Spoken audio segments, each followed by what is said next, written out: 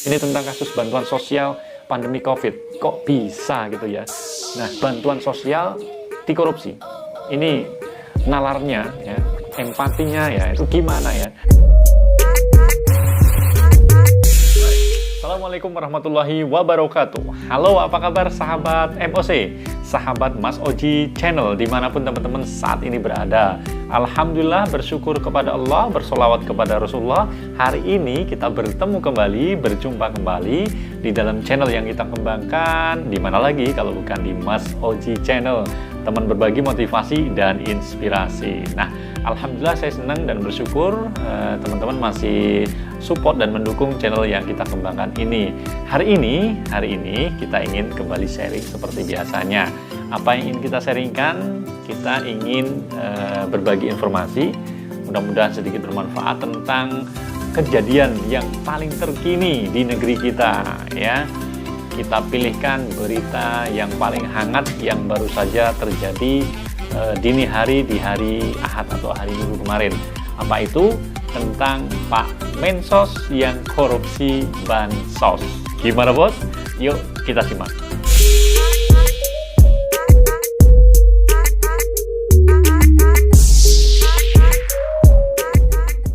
Sahabat Mas Oji Channel dimanapun teman-teman saat ini berada, entah apa yang harus kita sampaikan ya, kata-kata yang untuk mengungkapkan kaget, sedih, marah dan sebagainya ya. Karena belum selesai, belum kering sepertinya, bibir kita ngomongin tentang kasus korupsi Pak Menteri kemarin yang baru juga ditangkap karena korupsi lobster ya, Bernur ya. Kita belum selesai, beritanya masih belum selesai kita bicarakan lah. Belum kering bibir kita membicarakan masalah Menteri Kelautan dan Perikanan kemarin yang tertangkap karena kasus suap ya, termasuk dalam kategori korupsi.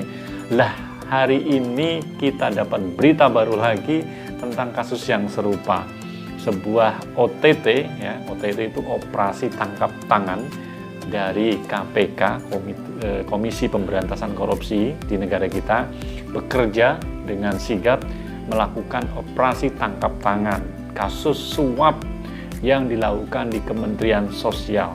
Ini anak buahnya Pak Menteri ditangkap, kemudian dilakukan penelusuran. Nah, yang bikin mengejutkan, yang bikin kita kaget adalah bahwa setelah dilakukan penelusuran oleh KPK dari pejabat yang dilakukan tangkap tangan itu, ternyata kasus suap ini atau kasus korupsi ini melibatkan Menteri Sosialnya langsung, atasan tertingginya di Kementerian Sosial. Menteri Sosial akhirnya dinyatakan sebagai tersangka ya, yaitu Pak Juliari Peter Batubara ya, kalau nggak salah namanya ya, tolong dibenerin saya salah ngomong nanti ya. Jadi sehari setelah penangkapan anak buahnya ini, tepatnya dini hari ya, di hari Ahad tanggal 6 Desember 2020, di bawah guyuran hujan di kota Jakarta ya, kemarin KPK menetapkan Juliari Peter Batubara, Menteri Sosial kita ini, sebagai tersangka karena diduga menerima suap ya terkait dengan bantuan sosial kasus COVID-19. Dan ini komentarnya mesti sedih atau seneng ya. Kalau sedih ya merupakan ini menjadi sebuah kabar gembira ya, karena bisa tertangkap ya kasus-kasus korupsi besar. Tapi kalau kita senang ya bingung juga, karena korupsi lagi-lagi terjadi dan tentu ini menjadikan hati kita semakin miris, menangis ya, sambil bertanya-tanya tentu saja mengapa harus terjadi lagi korupsi, terus saja korupsi, dan pertanyaannya kapan korupsi itu akan hilang atau pergi dari Indonesia. Dan Ketua KPK sendiri Pak Firly Bahuri itu menyatakan bahwa KPK sudah menetapkan 5 orang tersangka ya sebagai penerima suap, yaitu inisialnya JPB ya. Kita sebut langsung saja Juliari Peter Batubara karena diduga menjadi salah satu komplotan pejabat ya yang menerima uang dengan total yang kurang lebihnya 17 miliar. Ini diambilkan dari fee pengadaan bantuan sosial. Dan menurut keterangan KPK, ini baru periode pertama ya, fee-nya sebesar 12 miliar dan Pak Mensos sendiri sudah menerima 8,2 miliar. Luar biasa ya. Tentu ini bukan uang yang sedikit, apalagi bagi para korban atau masyarakat yang terkena dampak adanya pandemi COVID-19. Ini sungguh sebuah tindakan yang tidak berperi kemanusiaan saya kira ya. Kenapa ya? Sejahat-jahatnya koruptor, ya memang kita jahat bener ya, tapi lebih jahat koruptor kalau mengkorupsi dana bantuan sosial yang ditujukan dalam rangka untuk membantu masyarakat yang mengalami kesulitan akibat adanya bencana. Ini kan disebut sebagai bencana nasional non-alam ya. Wabah COVID ini ditetapkan oleh pemerintah sebagai bencana nasional non-alam. Sehingga ada anggaran yang disiapkan oleh pemerintah. Kok tega-teganya ya, kok tega-teganya, kok bisa-bisanya masih ada aksi korupsi dilakukan oleh pejabat yang bertanggung jawab di Kementerian Sosial. Ini luar biasa sedihnya gitu ya. Tidak bisa kita ungkapkan dengan apapun kecuali ya mau marah gimana, mau sedih, mau miris atau mau apa, yang penting yang jelas ini menjadi sebuah keprihatinan bagi kita bahwa ternyata akhlak dari pimpinan-pimpinan kita, akhlak dari para pejabat-pejabat kita masih banyak yang tidak mencerminkan sebagai seorang pimpinan atau pemimpin yang betul-betul amanah. Ini keprihatinan kita semuanya teman-teman semua ya. Kurang lebih 17 miliar itu ngeri ya. Mungkin kalau bagi pejabat itu nggak seberapa nilainya, tetapi nilai miliaran itu bagi masyarakat kecil ya, masyarakat yang sekarang terkena dampak adanya pandemi ini, tentu ini nilai yang sangat besar ya.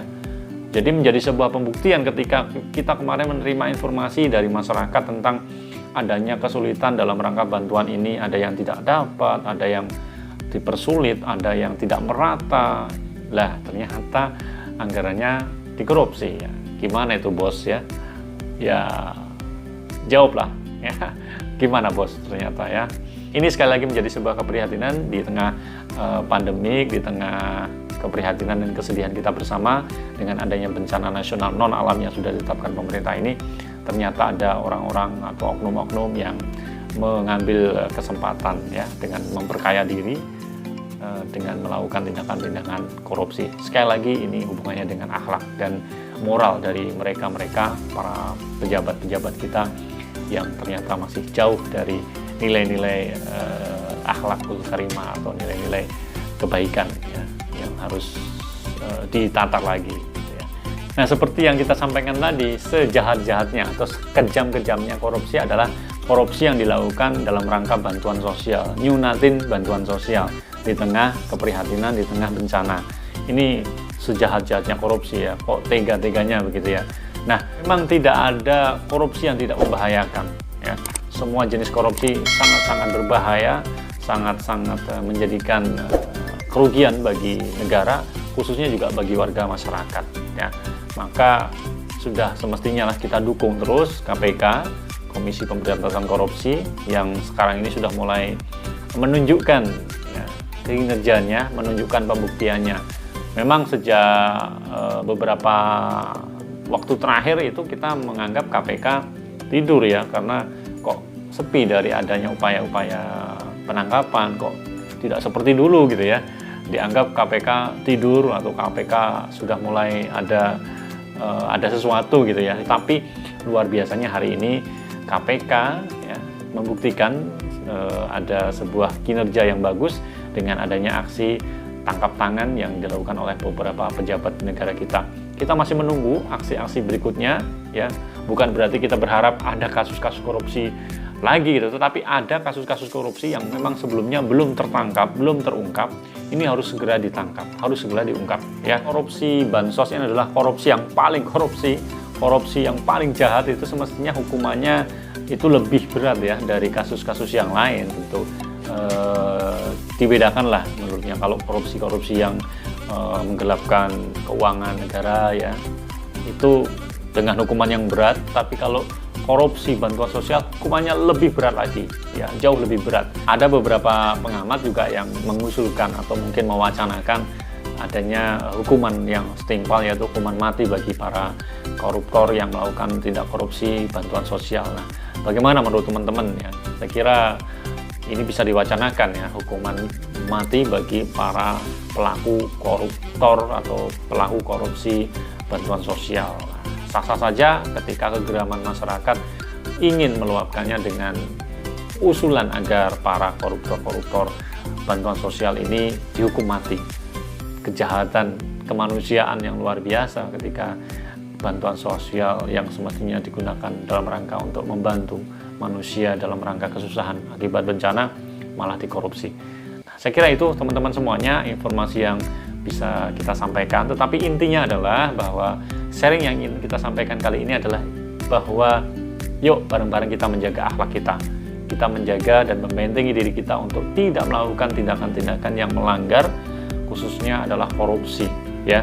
Tindakan korupsi, kolusi, nepotisme yang dilakukan oleh para pejabat kita ini sama sekali tidak mencerminkan akhlak yang baik.